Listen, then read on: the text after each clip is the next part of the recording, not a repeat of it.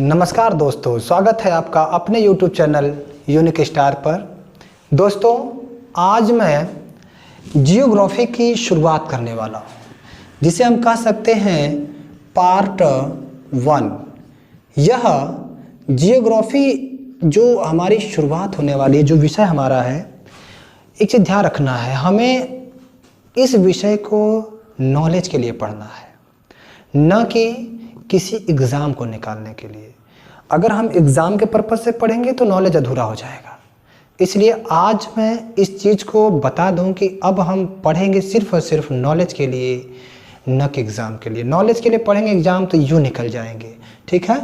अगर हम जियोग्राफी की बात करें तो जियोग्राफी में जो हम अध्ययन करते हैं दोस्तों, इसमें हम पृथ्वी का अध्ययन करते हैं। ठीक है ना।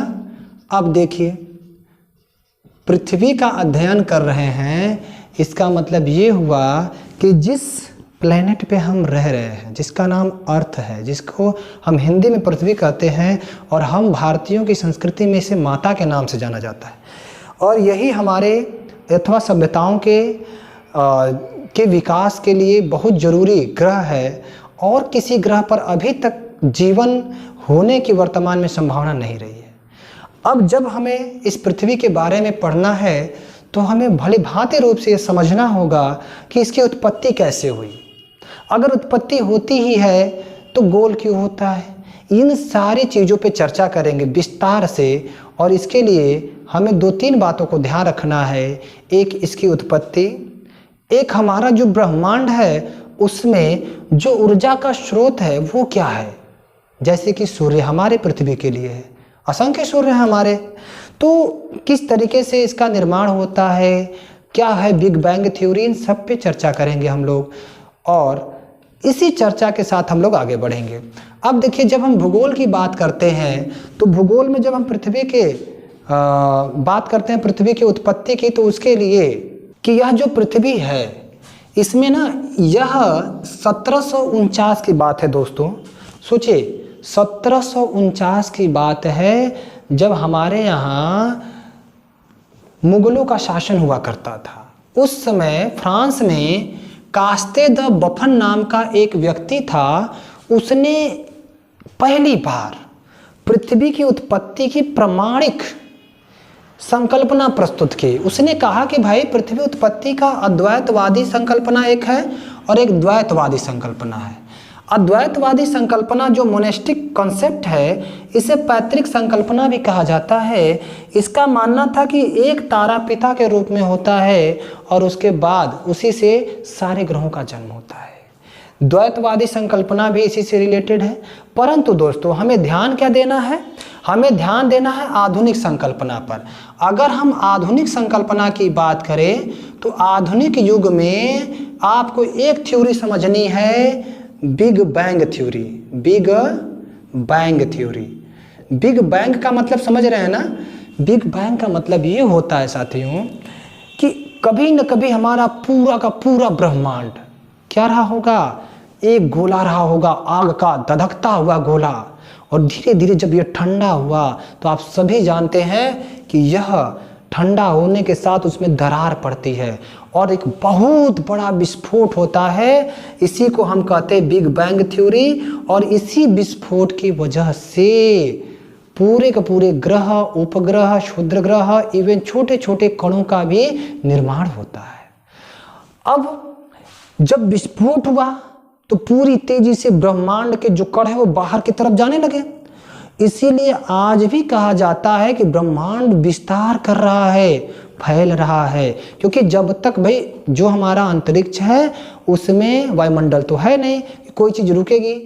अर्थात वहाँ पे जो भी चीज़ें वो अनवरत लाखों करोड़ों वर्षों तक बढ़ती जाएंगी, बढ़ती जाएंगी, बढ़ती जाएंगी। इसलिए ब्रह्मांड क्या जाता है, फैलता जाता है। तो आधुनिक जो आपके खगोल वैज्ञानिक थे, उन्होंने बिग बैंग की थ्योरी को माना। इससे पूरे ब्रह्मांड के अध्ययन में एक रुचि जगी और एक नई दिशा मिल जाता है कि हाँ, और इससे बहुत से जो उलझे हुए राज थे ना, यूँ खुलने लगते हैं।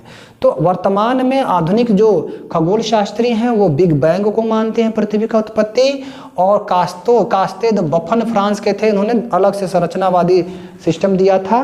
तो इस प्रकार से जब हम बिग बैंग की बात करते हैं तब यहाँ से हम बात करते हैं पृथ्वी की, और पृथ्वी की उत्पत्ति अगर पूछेगा आपसे तो बिग बैंग थ्योरी से हुई है। इस बात को हमें भली भांति ध्यान रखना है, ठीक है। चलिए अब आगे बढ़ते हैं बिग बैंग के जस्ट आगे। जब हमारी पृथ्वी अब बन चुकी है, पृथ्वी भी आग का गोला है, पृथ्वी धधक रही है, अंतरिक्ष में अभी तैर रही है।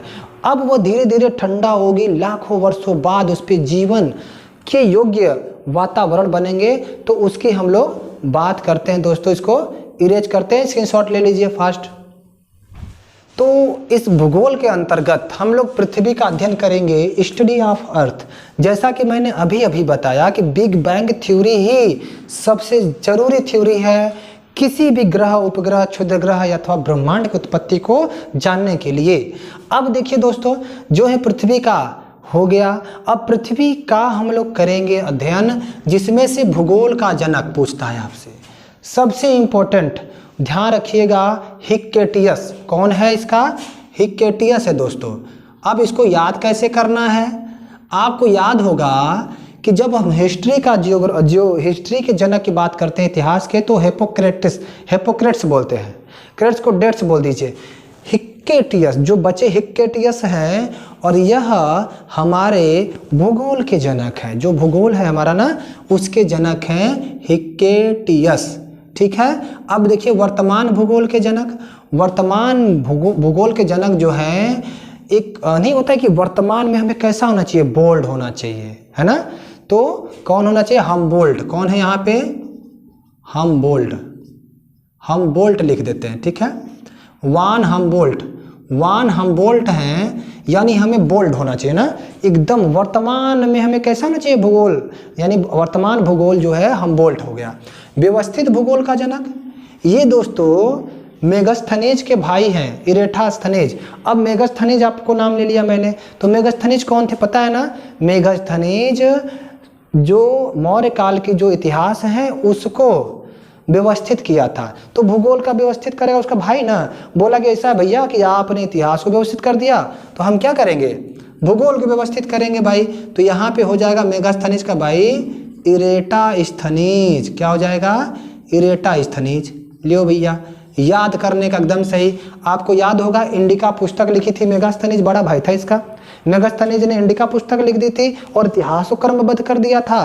तो इरेटास्थनीज का अच्छा भैया आप इतिहास को किए तो हम भूगोल को व्यवस्थित कर देते हैं। चलो भैया भौगोलिक भूगोल की जनक की बात करते हैं।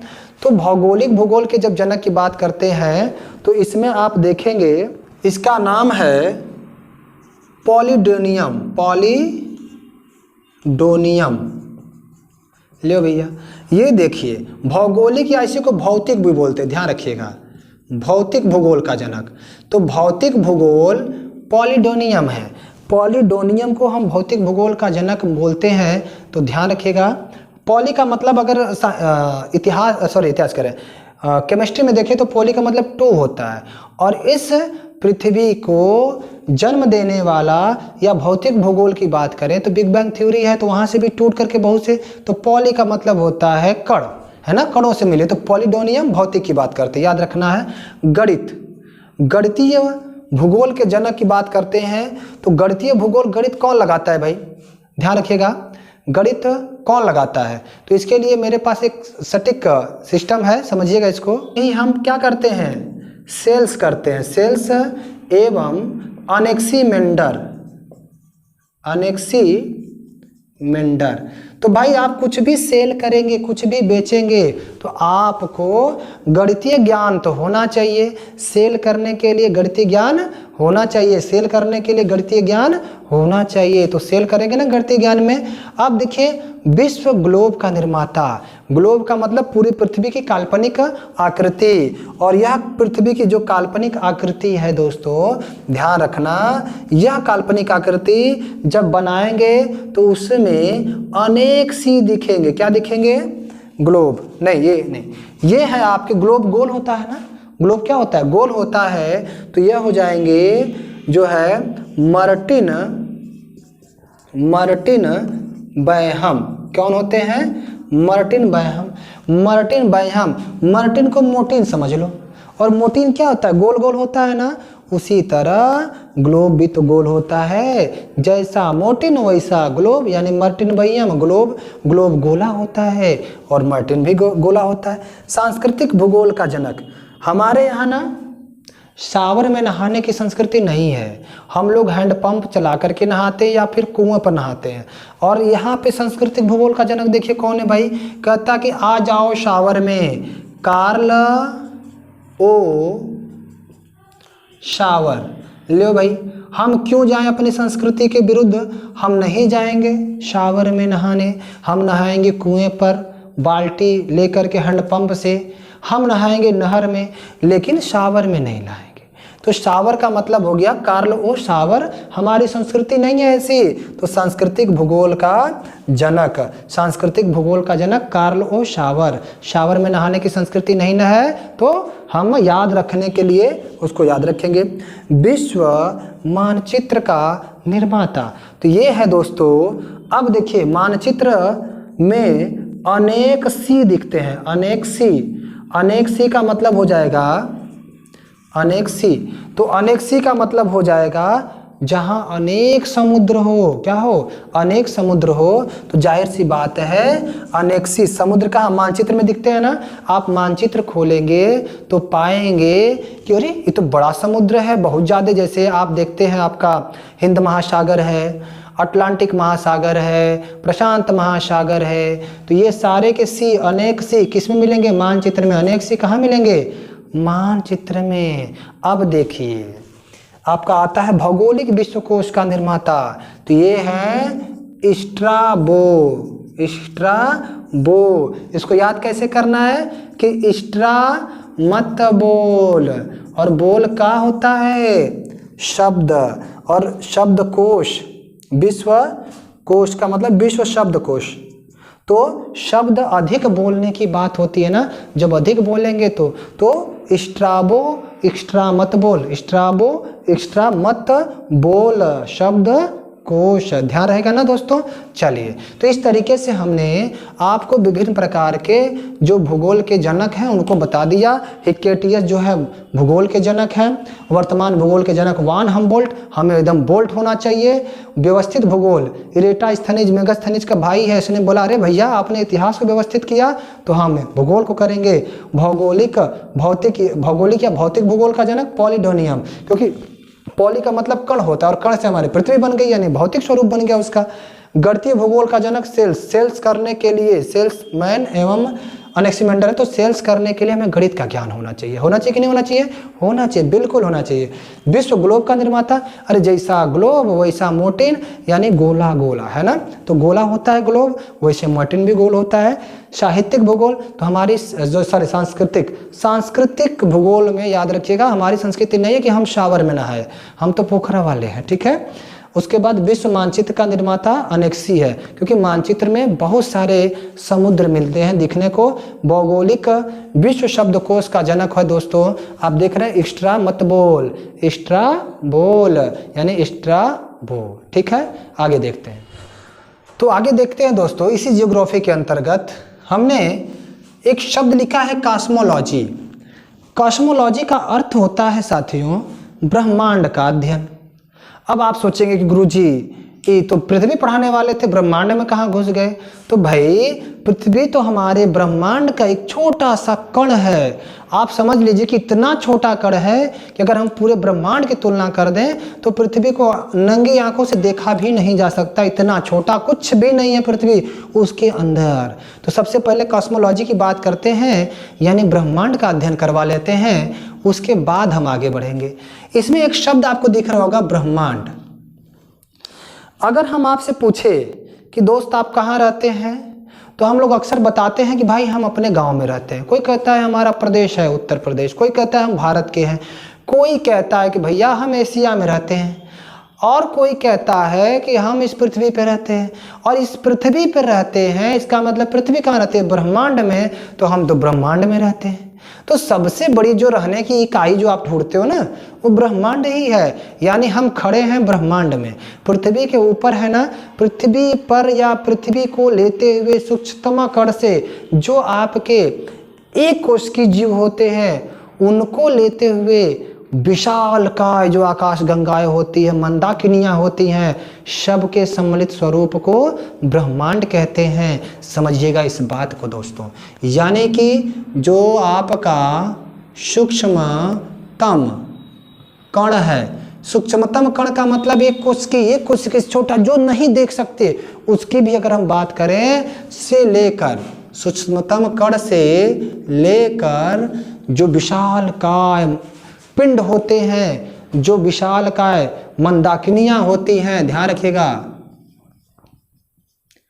विशाल काय जो पिंड होते हैं उसमें आकाश गंगा, मंदाकिनी, क्षुद्र ग्रह, उपग्रह सब आ जाते हैं ना।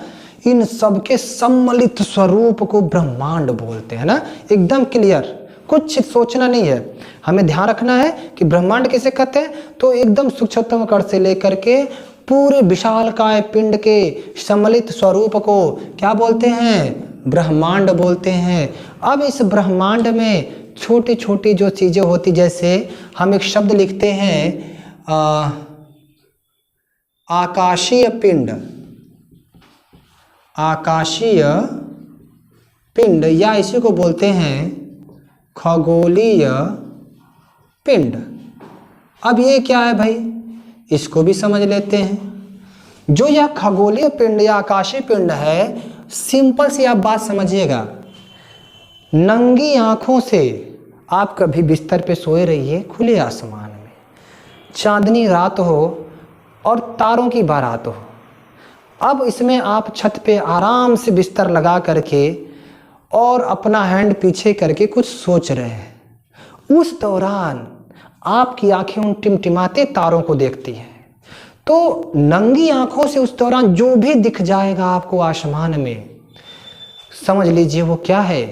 तो वो है आपका आकाशीय पिंड, खगोलीय पिंड। यानी नंगी आंखों से जितना दूर देख सकते हैं, जो भी देख सकते हैं, सब के सब आकाशीय पिंड कहलाते हैं, खगोलीय पिंड कहलाते हैं। ठीक है।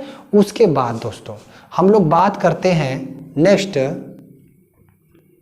मंदाकिनी की। मंदाकिनी, अब लीजिए भाई, ये मंदाकिनी किस मूली का नाम है भाई? ये कोई छोटी सी वस्तु नहीं है, समझिएगा। मंदाकिनी बहुत बहुत बहुत बड़ी है। इस चीज को इससे आप अंदाजा लगा सकते हैं। जैसे तो मंदाकिनी के अस्तित्व का आप इसी से प्रक्रिया लगा सकते हैं कि मंदाकिनी में हमारी आकाश गंगाओं जैसी बहुत सी आकाश गंगाएं हैं। आप इससे समझिएगा कि हमारे जो मंदाकिनी है उस पे 10 पे घाते 11 आकाश गंगाएं हैं। सोच लीजिए, आकाश गंगाएं हैं, गंगा हैं, और एक आकाश गंगा में, ध्यान रखिएगा, एक आकाश गंगा में 10 पे घाते 11 तारे हैं। इस प्रकार अगर आपसे पूछे कुल तारों की संख्या तो क्या बताएंगे? 10 पे घाते 22। आप सोचो ना दोस्तों, सूर्य एक तारा है ना जिसकी इतनी विशाल क्षेत्रफल में फैले हुए परिवार है। अब सोचिए पे 10 पे घाते 22 तारों का समूह आपके मंदाकिनी में मिल रहा है ना लंबा चौड़ा? तो ध्यान रखिएगा, बहुत बड़ा है। अब मंदाकिनी में ही हमारी एक आकाश गंगा है दोस्तों, जिसका नाम हम बताएंगे आपको। अब आप कहेंगे सर ये आकाश गंगा क्या है? तो मैं कहूँगा कि यह आकाश गंगा वह डब्बा है जिसमें पृथ्वी समेत हमारा पूरा का पूरा सौर मंडल अपनी गतिविधियों को सुचारू रूप से चलाता है। ठीक है। अब देखिएगा, आकाश गंगा क्या है? जिसमें सूर्य व पृथ्वी सूर्य, पृथ्वी व अन्य ग्रह विराजमान हैं, क्षुद्र ग्रह विराजमान है। इवन पूरा सौर मंडल आपको इसी में दिखेगा। हमारा जो सौर मंडल है दोस्तों, सब का सब इसमें है, उसे हम आकाश गंगा कहते हैं। इसी को ध्यान रखिएगा, यूरोप में और यूनान में अलग अलग दिखाई देता है। चलिए, यूरोप में और यूनान में अलग अलग दिखाई देता है। अब इसको समझते हैं कि यूरोप में क्या कहते हैं और यूनान में क्या कहते हैं। तो इसे दोस्तों हम यूरोप में कहते हैं मिल्की वे और यूनान में कहते हैं गैलेक्सी। इसमें क्या कहते हैं? मिल्की वे, ठीक है, और यूनान में कहते हैं गैलेक्सी। समझिएगा, गैलेक्सी यूनान के लोग कहते हैं, यूरोप में मिल्की वे, और अगर भारत पूछे तो क्या बताएंगे? आकाश गंगा, दुग्ध मेखला, ये सब के सब भारत में होता है, ठीक है ना। तो इस तरीके से आकाश गंगा क्या है, मंदाकिनी क्या है, और खगोलीय पिंड क्या है, ब्रह्मांड क्या है, इन सारी बातों की हमने बात कर ली। एक शब्द आता है दोस्तों तारा क्या है? तो तारा समझिएगा, यह हीलियम व हाइड्रोजन का एक निर्वात है। निर्वात का मतलब समझ रहे हैं ना, हवा नहीं होती उसमें। तो ध्यान रखिएगा, हीलियम प्लस हाइड्रोजन का सघन बादल, कहिए सघन बादल है दोस्तों, समझ रहिएगा। तारा ये सघन बादल है जहां पर नाभिकीय संलयन होता है, और नाभिकीय संलयन पर आधारित है परमाणु नहीं, हाइड्रोजन बम, जो परमाणु से भी बड़ा खतरनाक होता है। हाइड्रोजन बम होता है दोस्तों, जो परमाणु से भी बड़ा खतरनाक होता है। तो इस बात को लिख लीजिएगा और कॉपी कलम लेके बैठिए, ऐसे काम नहीं चलेगा। इसको नोट कर लीजिए, स्क्रीनशॉट ले लीजिए, ठीक है। चलिए, अब हम लोग बात करते हैं तारामंडल या नक्षत्र मंडल की। जानते हैं तुलसीदास ने 17वीं शताब्दी कह सकते हैं उसको, में सब कुछ बता दिया था। हमारे भारत में ऐसे बहुत से ऋषि मुनि हैं जो अपने ज्ञानेंद्रियों के ज्ञान के बल पर ही इन सारी चीज़ों को बता देते थे। लेकिन क्या है कि प्रूफ, और हमारे यहाँ से तो बहुत सी चीज़ें गायब हो चुकी हैं ना। तो तारामंडल या नक्षत्र मंडल की बात करें तो आप जानते हैं कि आकाश में असंख्य तारे हैं जो सुंदर सुंदर पैटर्न में हैं बेचारे। अब सुंदर सुंदर पैटर्नों का जो समूह होता है ना तारों का, उसे हम कहते हैं नक्षत्र मंडल। अब नक्षत्र मंडलों की संख्या अगर पूछे दोस्तों तो ध्यान रखिएगा, ये हम अगर लिखें तो तारों का सुंदर पैटर्न है ना। एक बार आप आसमान में देखेंगे तो कई तारे ऐसे दिखते हैं जो किसी न किसी रूप में जुड़े रहते हैं। इनकी संख्या दोस्तों, इनकी संख्या पूछेगा तो 89 बताएंगे। अक्सर एग्जाम में आता है, इस बात को ध्यान रखिएगा। इनकी संख्या है 89। कितनी है संख्या? 89 है दोस्तों, ध्यान रखिएगा इस बात को। अब देखिए, आपसे पूछता है सबसे बड़ा तारामंडल, लियो भाई, सबसे बड़ा। तो याद रखिए ना, एक ऐसा दिन आता है जो भारत में सबसे बड़ा होता है, और उसी दिन आता है सेंटा क्लॉज। सबसे बड़े वाले दिन कौन आता है? Santa Claus. यानी कि यहाँ भी सबसे बड़ा होगा सेंटारस। कौन होगा? सेंटारस। इसमें 94 तारे का समूह होगा ये सबसे बड़ा। और सेकेंड सबसे बड़ा दोस्तों, सेकेंड सबसे बड़ा पूछेगा प्रिय साथियों, तो क्या बताएंगे? तो सबसे बड़ा जो सेकेंड है वो है हाइड्रा। जिसमें दोस्तों 68 तारे हैं। इसमें कितने? 68। और यह फरवरी से फेब से अगस्त तक जो है दिखाई देता है, ठीक है। इसके बाद आता है दोस्तों स्कॉर्पियन है। स्कॉर्पियन, इसे भी हम देख सकते हैं। यह भी क्या करता है? दिखाई देता है हमें, ठीक है। अब देखिए यह भी हमें दिखाई देता है और स्कॉर्पियन में दोस्तों लगभग 47 तारे हैं जो बिच्छू की तरह है। इसकी आकृति कैसी है? बिच्छू की तरह है, ठीक है। यह आकृति है इसकी बिच्छू की तरह, है ना। अब देखिएगा सबसे छोटा पूछे तो क्या बताएंगे? सबसे छोटा पूछेगा तो हम कुरकुरे वाला बताएंगे, क्रक्स, छोटा छोटा, ठीक है। और आप जानते हैं कि उसमें 5 दाने गिन के देते हैं और सब हवा भर के बेचते हैं, फिर भी हम खरीद लेते हैं। तो क्रक्स क्या है? 5 तारों का समूह है जो सबसे छोटा तारामंडल है। इस प्रकार से यहाँ से प्रश्न अच्छे खासे बनते हैं, नोट कर लीजिए दोस्तों, क्योंकि पंखों से कुछ नहीं होता, हौसलों से उड़ान होती है। तो हमें पढ़ते रहना है, हमें कापी और कलम ले करके बैठना है। ये मत सोचिए कि बिना कापी कलम के हम कर लेंगे। तो एकदम नोट करिए, लिखिए इसको, 2 बार 3 बार वीडियो को देखिए, श्योर आपको याद हो जाएगा, ठीक है। तो सबसे छोटा क्रक्स, और क्रक्स कुरकुरे 5 मिलता है, ध्यान रखिएगा 5 रुपये में। क्या मिलता है? क्रक्स कुरकुरे कितने मिलता है? 5 रुपये में दोस्तों। और सेंटा क्लास सबसे बड़ा है, क्योंकि सेंटा रस बड़े वाले दिन सेंटा क्लास आता है ना, 94 तारों का समूह। हाइड्रा देख रहे हैं, हाइड्रा दूसरा सबसे बड़ा है, 68 फेब से अगस्त तक दिखाई देता है। स्कॉर्पियन यह भी दिखाई देता है, बिच्छू की आकृति का होता है, और यह 47 तारों का समूह है। सबसे छोटा जो है वो क्रक्स है जो 5 रुपये में मिलता है। तो 5 में एक तारामंडल खरीदते हैं आप, समझ गए ना। इसके बाद देखते हैं दोस्तों, इसके बाद हम लोग बात करते हैं इसमें जो है आपका तारामंडल हो गया। तारामंडल के बाद हम लोग बात करेंगे दोस्तों जो है निहारिका का। अब देखिए छोटा सा है निहारिका, जिसे हम निहार सके, जिसे हम निहार सके, जो देखने में सुंदर लगे। तो याद रखिएगा यह भी क्या है? तारों का जो है कह सकते हैं, या गैसों का, ऐसे नहीं, तारों का मत लिखिए इसको, इसको लिखिए गैसों का सघन बादल, जिसे बहुत अच्छा लगता है देखने में ना, तो उसे हम निहारिका बोलते हैं, निहार सकते हैं। अब हम लोग बात करेंगे दोस्तों क्षुद्र ग्रह की, समझिएगा, एस्टेरॉयड, क्षुद्र ग्रह। तो इनकी संख्या दोस्तों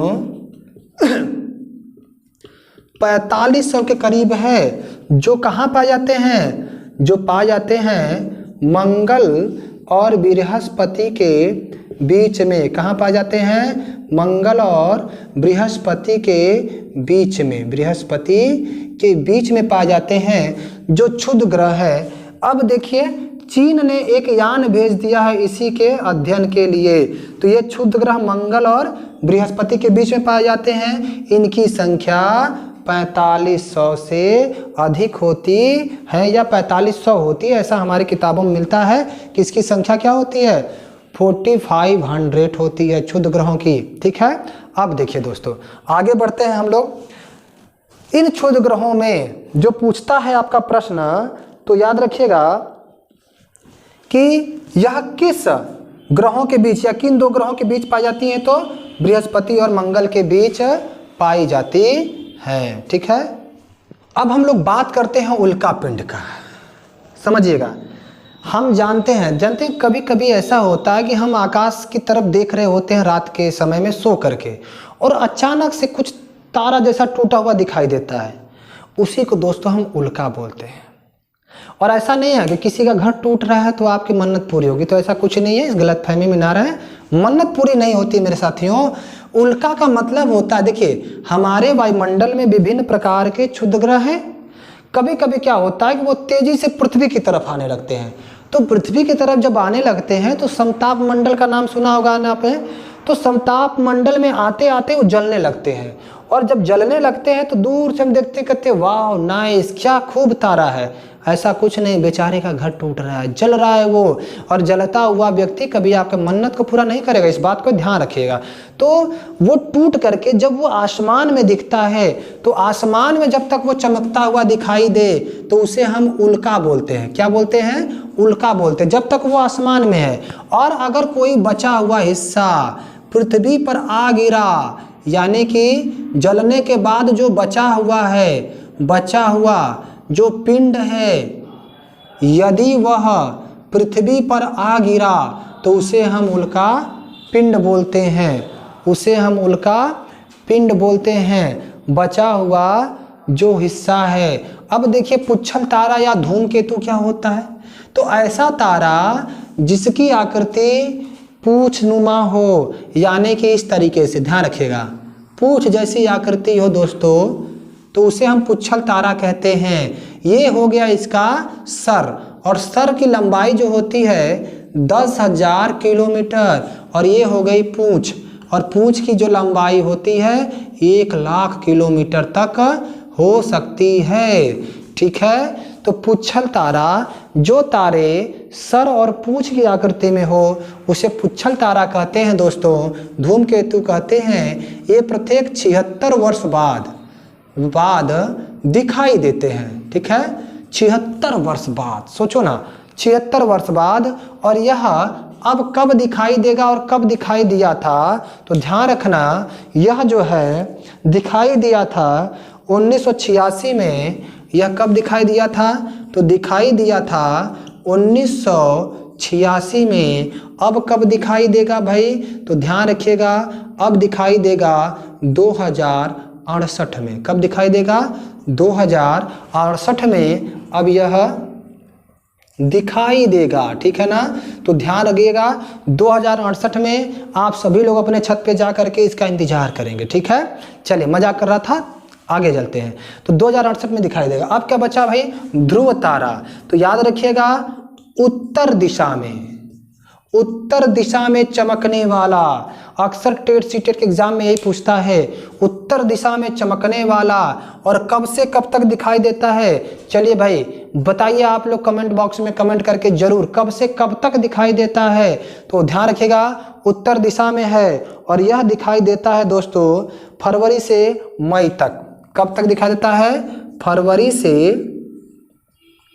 मई तक दिखाई देता है। इस प्रकार से दोस्तों आज का जो हमारा वीडियो था पार्ट 1 वह समाप्त होता है। इसमें आप सभी को बेहतरीन तरीके से मैंने सारी बातें बता दी हैं। नेक्स्ट वीडियो में हम ग्रहों को लेकर के आएंगे। तब तक के लिए आप सभी को धन्यवाद। दोस्तों अगर वीडियो पसंद आए तो इसे लाइक करिए, शेयर करिए, सब्सक्राइब करिए, क्योंकि आपका एक लाइक हमारे मनोबल को इतना बढ़ा देता है कि एकदम ज़बरदस्त तरीके से आपके सामने हम मैटर को प्रस्तुत करते हैं। तब तक के लिए जय हिंद, जय भारत दोस्तों।